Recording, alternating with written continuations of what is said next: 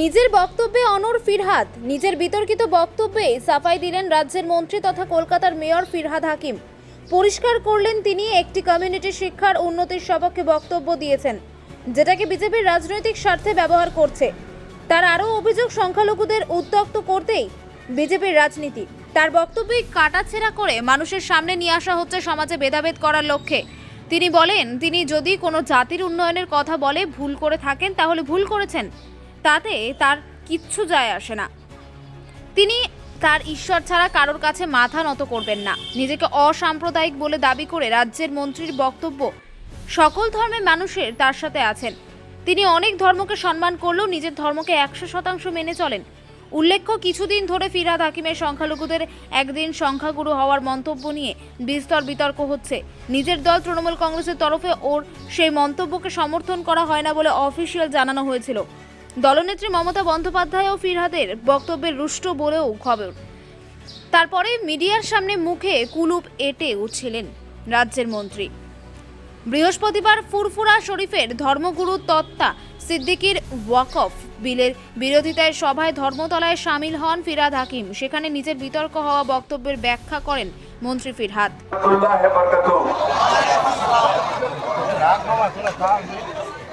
আমাদের ফুরফুরা দরবার শরীফের সব থেকে বয়োজ্যেষ্ঠ হুজুর জনাব হযরত পীর ইসমাইল সিদ্দিকী সাহেব, সমস্ত হুজুরেরা যারা বসে আছেন এবং আমার অত্যন্ত আপন, যার সাথে শুধু হুজুরের সম্পর্ক নয়, আমার ফিলোসফার, আমার গাইড না, এবং ইনশাআল্লাহ তাআলা এই বিল পাস হবে না, হবে না, হবে না। তার কারণ আল্লাহর ঘরে দের আছে কিন্তু আন্ধের হয় না। তাই যার সম্পত্তি তিনি তো রক্ষা করবেন। আমাদের শুধু নিষ্ঠার সাথে আন্দোলন চালাতে হবে, প্রতিবাদ চালাতে হবে, এবং শুধু প্রতিবাদ মুসলমান সম্প্রদায় নয়, সেকুলার হিন্দু সম্প্রদায়ের মানুষ তারাও বেশিরভাগই আজকে এর প্রতিবাদ চালাচ্ছে। আরে মোদী সরকার, আপনি তো দুটো স্ক্র্যাচ নিয়ে হাঁটছেন।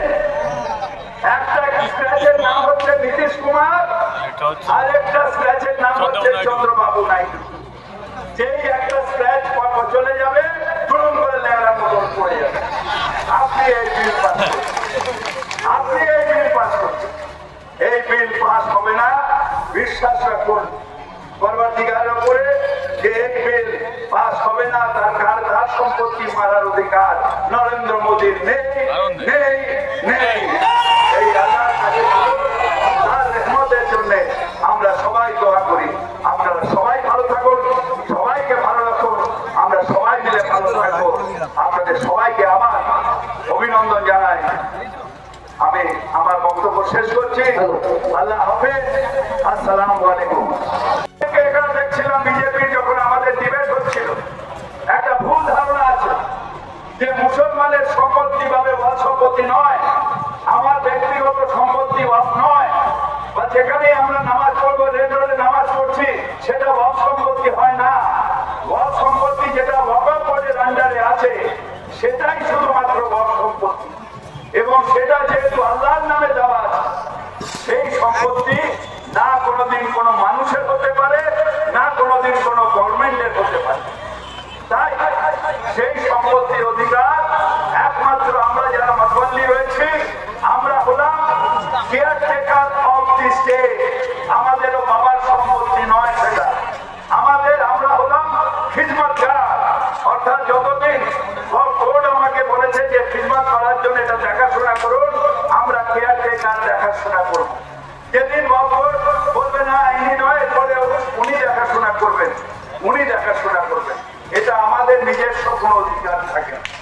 তাই এই সম্পত্তি যখন বিল আনা হয়, জেপিসিতে আমাদের দল তীব্রভাবে তার আপত্তি করেছে, তীব্রভাবে তার আপত্তি করেছে।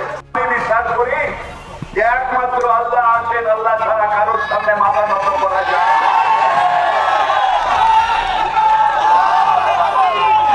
এবং ইনশাআল্লাহ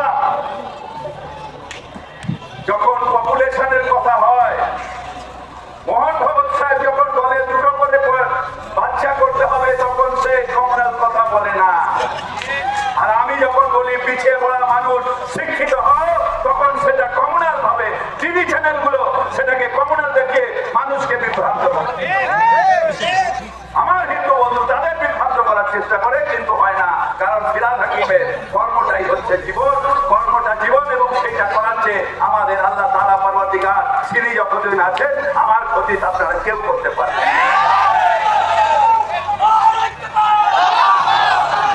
উত্তপ্ত করা আল্লাহর নামে সম্পত্তি আগে কেউ পার্সোনাল সে দান করেছে।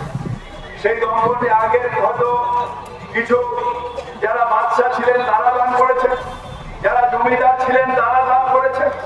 যেরকম কলকাতায় অনেক সম্পত্তি টিপু সুলতানের বংশধর তারা যা দান করেছেন, এরকম আরো অনেক পরিবার তারা নিজেদের সম্পত্তি মসজিদ করে দান করেছেন, যে এই সম্পত্তি দিয়ে মসজিদের দেখাশোনা হবে, মা মাদ্রাসার দেখাশোনা হবে।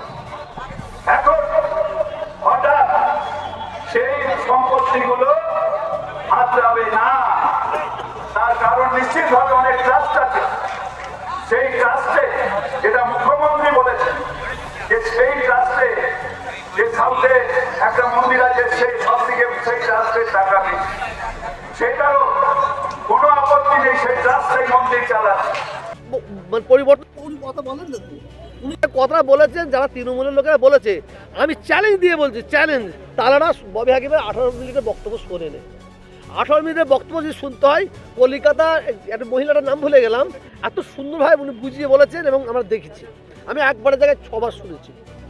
ববি হাকিম যে কথাটা বলেছে ঠিক বলেছে, এবং প্রত্যেকটা ধর্মের মানুষকে তাদের ধর্মের ছেলেদের মেয়েদের জন্য এই কথা বলা দরকার বলে মনে করি। আজকে ওয়াকফ বিলের বিরুদ্ধে আপনারা সভা করছেন, অমিত শাহ বলছেন আচ্ছা তোয়া সাহেব, আপনি তো বললেন ববিদার পক্ষে, কিন্তু তাহলে কি তৃণমূল বুঝতে পারলো না? তৃণমূল থেকে লিখলো যে দল এই বক্তব্যের সঙ্গে নিন্দা করলো, এই ঘটনার সঙ্গে দল এই আদর্শ বিশ্বাস করে না বললো, তাহলে কি বলবো? ব্যাপারটা হচ্ছে ববি হাকিম যেদিন থেকে মেয়র হয়েছে, তো ববি হাকিম মেয়র হয়েছে, কিছু ঘরে এবং বাইরে তাদের জ্বালা ধরেছে। ঘরের লোকও আর বাইরের লোকও তাদের জ্বালা যন্ত্রণা হয়েছে যে ববি হাকিম একটা মুসলিম, সে মেয়র হয়েছে, কোনো রকমের তাকে স্ট্যাম্প ফেস্টাম্প যদি মমতা ব্যানার্জিকে কানে পুড়ে দিয়ে কানে কোনো মানে অক্সিজেন দিয়ে সরিয়ে দেওয়া যায়, সে একটা চক্রান্ত করছে। ববি হাকিম যেটা বলেছে 18 মিনিট বক্তব্য রেখেছে, 18 মিনিট বক্তব্য আমরা শুনেছি। যারা শোনার পরে বিন্দু মাত্র কিছু ভুল দেখলাম না। তার চেয়ে অনেক ববি হাকিম তো বলে না 2টো করে বাচ্চা পয়দা করো, 4টে করে বাচ্চা পয়দা করো, যেটা মোহন ভাগবত বলেছে। ববি হাকিম বলেছে মুসলমানদের ছেলেমেয়েরা শিক্ষিত হোক, ডাক্তার হোক, ইঞ্জিনিয়ার হোক, এটা বলা কি অপরাধ? তো মুসলমানদের ছেলেরা এই কথা যদি না বলবে তাহলে কি চাইছে? তারা ভিক্ষা করবে? এটা করলে যদি ববি হাকিম বলতো মুসলমানদের ছেলেরা ভিক্ষা করুক, মেয়েরা ভিক্ষা করুক, তাহলে আর এই কথাটা উঠতো না। কিন্তু তৃণমূল টুইটে বলছে সামাজিক পরিকাঠামোর ক্ষেত্রে হুমকি এমন কোনো কিছু, সেগুলো তারা নির্যাতন নিয়মিত চলছে, এবং কদিন আগে সেখানে সম্বলে একটা মসজিদে আযান দেওয়ার জন্য মুয়াজ্জিন ইমামকে গ্রেফতার করা হয়। নিজের বক্তব্যে অনড় ফিরহাদ, নিজের বিতর্কিত বক্তব্যে সাফাই দিলেন রাজ্যের মন্ত্রী তথা কলকাতার মেয়র ফিরহাদ হাকিম। পরিষ্কার করলেন তিনি একটি কমিউনিটি শিক্ষার উন্নতির সপক্ষে বক্তব্য দিয়েছেন, যেটাকে বিজেপির রাজনৈতিক স্বার্থে ব্যবহার করছে। তার আরো অভিযোগ সংখ্যালঘুদের উত্ত্যক্ত করতেই বিজেপির রাজনীতি তার বক্তব্যে কাটাছেড়া করে মানুষের সামনে নিয়ে আসা হচ্ছে সমাজে ভেদাভেদ করার লক্ষ্যে। তিনি বলেন তিনি যদি কোনো জাতির উন্নয়নের কথা বলে ভুল করে থাকেন তাহলে ভুল করেছেন, তাতে তার কিচ্ছু যায় আসে না। তিনি তার ঈশ্বর ছাড়া কারোর কাছে মাথা নত করবেন না। নিজেকে অসাম্প্রদায়িক বলে দাবি করে রাজ্যের মন্ত্রীর বক্তব্য সকল ধর্মের মানুষের তার সাথে আছেন। তিনি অনেক ধর্মকে সম্মান করলেও নিজের ধর্মকে 100% মেনে চলেন। উল্লেখ্য, কিছুদিন ধরে ফিরহাদ হাকিমের সংখ্যালঘুদের একদিন সংখ্যাগুরু হওয়ার মন্তব্য নিয়ে বিস্তর বিতর্ক হচ্ছে। নিজের দল তৃণমূল কংগ্রেসের তরফে